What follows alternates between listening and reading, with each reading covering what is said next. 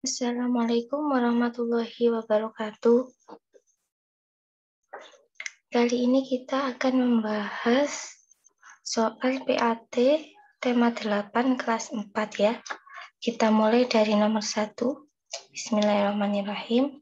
Setiap individu memiliki perbedaan masing-masing yang membedakan individu satu dengan yang lainnya.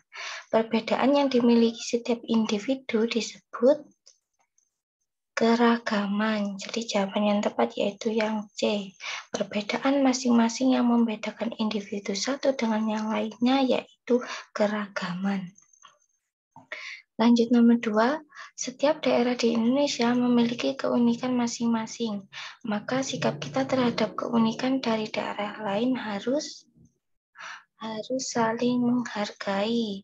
Jadi jawaban yang tepat yaitu saling menghargai, tidak peduli. Ini bukan saling membandingkan, saling menilai, itu bukan sikap kita yang baik. Jadi jawaban yang tepat yaitu saling menghargai. Nomor 3. Di Kabupaten Magelang terdapat sebuah candi yang sangat besar yaitu Candi Borobudur. Hal ini menjadikan keunikan tersendiri dari Kabupaten Magelang. Keunikan tersebut berupa, kita lihat Candi Borobudur, yaitu yang B, bangunan bersejarah. Lanjut nomor 4, setiap orang memiliki sifat yang berbeda dalam pembawaannya. Ada yang sabar, penurut, dan ada juga yang suka marah, temperamen, dan tidak sabar. Hal ini menunjukkan kita lihat sifatnya seperti sabar, penurut, suka marah. Itu adalah keberagaman karakter. Kalau fisik bukan ya, kalau fisik itu misal seperti kulit lebih cerah dan kulit hitam atau gelap. Kalau ini masuk dalam keberagaman karakter. Kemudian lanjut nomor 5. Sikap yang patut dilakukan dalam menyikapi perbedaan warna kulit di daerah kita adalah yang C, tidak membedakan orang yang memiliki warna kulit berbeda dengan kita. Jadi ini adalah sikap yang baik yang kita patut dilakukan untuk menyikapi perbedaan berupa fisik, keberagaman fisik yaitu warna kulit. Selanjutnya nomor 6, Fatimah lebih suka membaca buku di kamar sedangkan Syifa lebih suka bercocok tanam menanam bunga di halaman. Hal ini menunjukkan keberagaman apa? Fatimah suka membaca dan Syifa suka bercocok tanam. Itu menunjukkan keberagaman hobi. Nomor 7. Diko dan Lani pergi berlibur ke rumah pamannya bersama keluarga. Ketika dalam perjalanan ada seorang nenek ingin menyeberang jalan. Kemudian Diko langsung membantu untuk menyeberang, sedangkan Lani tidak memiliki keinginan untuk membantu. Dari bacaan di atas, sikap yang ditunjukkan Diko yaitu peduli dengan orang sekitarnya. Jadi sikap Diko yaitu peduli dengan orang sekitarnya karena membantu sang nenek untuk menyeberang. Kemudian nomor 8, cerita fiksi adalah cerita yang dibuat berdasarkan kisah nyata yang telah terjadi, bukan. Cerita misteri yang menakutkan, bukan. Mitos dan kejadian aneh di dunia, bukan. Jawabannya yaitu imajinasi atau karangan penulisnya. Jadi cerita fiksi ini bisa disebut juga cerita khayal, imajinasi atau karangan penulisnya. Nomor 9. Tokoh yang berwatak antagonis dalam penggalan cerita di atas adalah, kita ingat ya bahwa antagonis ini memiliki arti watak yang jahat atau tidak baik. Di sini dalam cerita di sini, harimau itu memiliki putra namanya Loreng. Harimau itu sangat bijaksana, sedangkan Loreng itu sombong. Jadi sifat antagonis di sini adalah si Loreng. Kalau protagonis atau sifat yang baik itu dimiliki oleh harimau. Dalam jawaban ini yang antagonis yaitu si Loreng. Lanjut nomor 10. Para binatang di seluruh peternakan meributkan siapa yang menjadi pimpinan mereka. Akulah yang pantas menjadi pemimpin. Aku binatang paling besar dan paling kuat di peternakan ini, kata kerbau. Watak tokoh kerbau adalah sombong. Jawabannya yang C. Nomor 11. Kita baca pertanyaannya, latar dari kutipan cerita tersebut. Ini adalah cerita seorang Pak Somad yang tinggal di dalam gubuk-gubuk. Pak Somad, anak dan istrinya hidup bahagia. Latar itu sama dengan setting atau tempat. Di sini tempatnya yaitu di gubuk. Jawabannya yang B. Nomor 12. Tokoh dalam cerita di atas. Di sini menceritakan tentang Pak Toba yang memiliki istri yang jelmaan dari ikan dan memiliki putra bernama Samosir. Jadi tokoh dalam cerita di atas ini adalah Toba, istri Toba, dan Samosir yang D. Kemudian nomor 13, ceritanya sama dengan nomor 12. Penyebab Toba marah pada Samosir adalah jawabannya yang B, karena Samosir menghabiskan jatah makanan untuknya. Dapat kita lihat ketika Samosir disuruh ibunya mengantarkan bekal ke ladang, namun tidak diantarkan, tetapi lebih memilih bermain dengan teman-temannya, bahkan makanan itu dimakan olehnya karena merasa lapar. Jadi jawaban yang tepat yaitu yang B. Kemudian nomor 14, ceritanya sama dengan cerita nomor 13 dan 12. Kita baca pertanyaannya, pesan moral yang kita ambil dari cerita di atas adalah, jadi pesan moral ini adalah amanat untuk kita dari cerita tersebut, yaitu jawabannya yang C, jangan pernah mengingkari janji.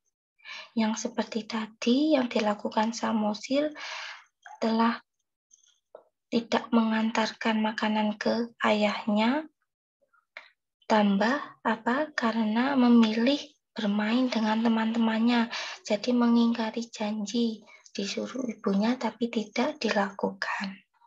Lanjut kita nomor 15, contoh gaya dapat kita amati dari gambar di bawah ini, gaya otot, kecuali kita lihat yang A, ini gaya otot, berolahraga. Kemudian yang B juga gaya otot, mendorong mobil. Yang C juga menggunakan otot, menarik delman. Dan yang D ini apa? Buah jatuh dari pohonnya. Ini adalah gaya gravitasi. Jadi jawaban yang benar yaitu yang D. Nomor 16, seorang mujahid yang mempertahankan tanah airnya dengan menggunakan ketapel karena impiannya menjadi syahid di jalannya. Gaya pada benda tersebut adalah gaya pegas, yaitu dihasilkan oleh kerja benda elastis. Kekuatan yang ditimbulkan oleh karet atau pegas yang direnggangkan. Ini ya, gaya pegas. Kemudian nomor 17, arah gerakan benda dapat berubah karena pengaruh gaya. Contoh dari pernyataan tersebut adalah yang B, Dani menepis buah mangga yang akan jatuh ke arahnya. Jadi jawaban yang tepat yaitu Dani menepas buah mangga yang akan jatuh ke arahnya. Nomor 18, saat jalan terlihat sepi, Ahmad mengendarai sepeda dengan kencang. Kemudian saat ada keramaian, Ahmad mengendarainya dengan pelan.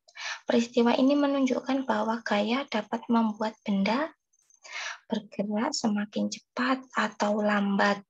Yang D. Kemudian selanjutnya nomor 19, peristiwa di bawah ini yang menunjukkan bahwa gaya dapat membuat benda bergerak menjadi diam. Jadi awalnya benda bergerak menjadi diam. Kita lihat yang A. Rino mampu menangkap bola dengan satu tangan. Lah ini jawaban yang benar. Jadi awalnya bola bergerak kemudian ditangkap oleh Rino maka jadilah diam. Jadi jawaban yang tepat yang A. Nomor 20. Pak Darman mobilnya mogok. Kemudian Pak Darman meminta bantuan kepada Bagas dan teman-temannya untuk membantu mendorong mobilnya sampai ke bengkel terdekat. Mobil tersebut pun akhirnya bisa berjalan dengan didorong bersama-sama. Peristiwa ini menunjukkan bahwa gaya dapat membuat benda diam menjadi bergerak, kebalikan dari nomor 19 tadi ya. Kemudian nomor 21, perpindahan kedudukan suatu benda terhadap benda lainnya, baik perpindahan kedudukan yang mendekati maupun menjauhi suatu benda atau tempat asal akibat benda itu dikenakan gaya apa? Gaya gerak. Ya, jawabannya yang D. Karena adanya perpindahan kedudukan itu dikarenakan gaya gerak. Selanjutnya nomor 22, di lingkungan sekitar rumah Ahmad banyak orang yang suka bermain bulu tangkis. Ahmad mengamati permainan tersebut. Ketika pemain mengayunkan raketnya ke arah kok, maka kok tersebut melaju dengan cepat. Kejadian tersebut terjadi karena adanya gaya berupa seperti ini, mengayunkan raket ke arah kok. Itu adalah gaya berupa dorongan yang A. Nomor 23, saat kita akan membuka pintu lemari, maka gaya apa yang terjadi? Dorong bukan, tarik benar, membuka pintu. Jadi jawaban yang tepat yaitu gaya tarik. Nomor 24, Ahmad dan keluarga tinggal di daerah perkotaan. Sebagian besar masyarakat kota memiliki kecenderungan untuk menjalankan kegiatan yang berkaitan dengan industri. Kalau peternakan, pertanian, itu lebih tepat pada daerah perdesaan. Lanjut nomor 25. Pak Andi adalah seorang petani. Ia pergi ke sawah setiap hari untuk merawat tanamannya. Sedangkan istrinya seorang guru. Dia pergi ke sekolah untuk mengajar para siswa. Dari cerita di atas, lingkungan yang didatangi Pak Andi dan istri itu berperan sebagai apa? Sebagai tempat bekerja. Yang C ya. Kita lanjut nomor 26. Ayah Doni adalah seorang supir truk. Ia seorang pekerja keras. Ia sering mengantarkan barang hasil panen para petani dari desa ke kota setiap minggunya ketika hasil panen banyak. Kegiatan ayah Doni tersebut adalah termasuk kegiatan ekonomi berupa apa? Sering mengantarkan barang hasil panen. Mengantarkan. Jadi itu proses distribusi. Lanjut nomor 27, setiap hari Bu Yuni membeli beras dan memasaknya untuk makanan keluarga. Kegiatan yang dilakukan Bu Yuni bersama keluarga merupakan kegiatan yang dilakukan oleh membeli beras dan memasaknya. Itu adalah konsumen yang C. Kemudian 28, pada musim hujan para petangga Rudi banyak yang mulai menanam padi. Karena pada saat musim hujan, perairan untuk sawah sangat baik, sehingga banyak dimanfaatkan untuk menanam padi. Kegiatan para tetangga Rudi termasuk kegiatan ekonomi berupa, kalau distribusi bukan ya, karena itu mengantarkan hasilnya. Konsumsi juga bukan. Yang benar yaitu produksi. Mulai menanam padi. Jadi itu proses produksi. 29. Mata pencaharian penduduk sangat dipengaruhi lingkungan tempat tinggalnya. Contohnya antara lain seperti jawaban yang tepat yaitu yang C. Penduduk sekitar pantai yang banyak bekerja sebagai nelayan. Jadi kalau misalkan penduduk di daratan rendah banyak yang bekerja sebagai petani, benar atau salah? Benar, di daratan tinggi itu hutan. Seperti itu. Jadi jawaban yang nomor 29 yaitu yang C. Yang terakhir 30, di lingkungan tempat tinggal Rizky, para penduduknya banyak yang bekerja sebagai petani. Interaksi antar warga juga sangat sering. Terdapat banyak pohon ditanam di halaman rumah dan di pinggir jalan. Lingkungan seperti tempat tinggal Rizky tersebut banyak dipertemukan di mana? Kita lihat di perkotaan, bukan. Pasti banyak gedung-gedung. Di ibu kota juga bukan. Banyak gedung dan rumah-rumah besar. Hutan juga bukan, karena di situ warga juga sering bersosialisasi, interaksi. Jadi jawaban yang tepat yaitu di pedesaan.